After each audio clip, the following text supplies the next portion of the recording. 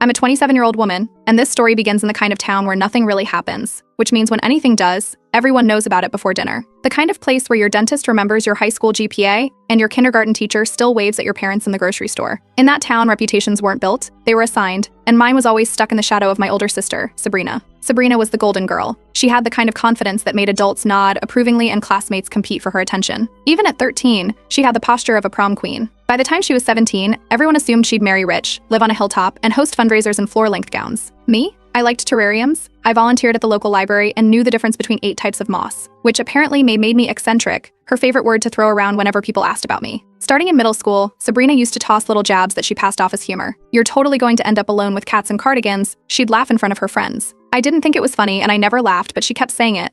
People just said that's how siblings are. A little teasing, a little rivalry. But she didn't stop when we grew up. By the time I turned 20, I had started dating Daniel. He was soft-spoken and smart, with a dry sense of humor and a habit of fixing anything broken with the kind of patience only engineers have. We got each other. He knew what to say when I went quiet. He even bought me an antique book press for my birthday, because he remembered I once mentioned it in passing. The first time Sabrina met him, she looked him up and down and said, "Is this your professor or your boyfriend?" She never let up after that. She'd drop passive insults about his looks, his job, even his taste in shoes. Once during a family dinner, she leaned across the table to ask him if he'd ever considered wearing contacts so he could stop looking like a retired librarian. I don't know why we tolerated it, but we did. For a while. When Daniel and I split, purely because of logistics after he took a job offer across the country, she threw a wine night with her friends to toast my return to singlehood. She even posted a group photo of them clinking glasses, captioned, "Freedom looks good on some people." Sabrina never stayed single longer than a few weeks. Every new relationship was a production. Elaborate social media reveals, family introductions with speeches, breakup announcements that sounded like Oscar acceptance monologues. It all felt fake, but she ate up the attention. 2 years ago, she met Nathan. He wasn't flashy. He wasn't loud. He had this easy way of speaking that made you want to lean in just to hear the end of his sentences. At our first family dinner together, Sabrina barely let him speak. She spent the evening rattling off his salary, how many carats were in her ring, and how she had finally won. She said that part twice, loud enough for everyone to hear. But while Sabrina was performing, I noticed something strange. Nathan kept glancing at me,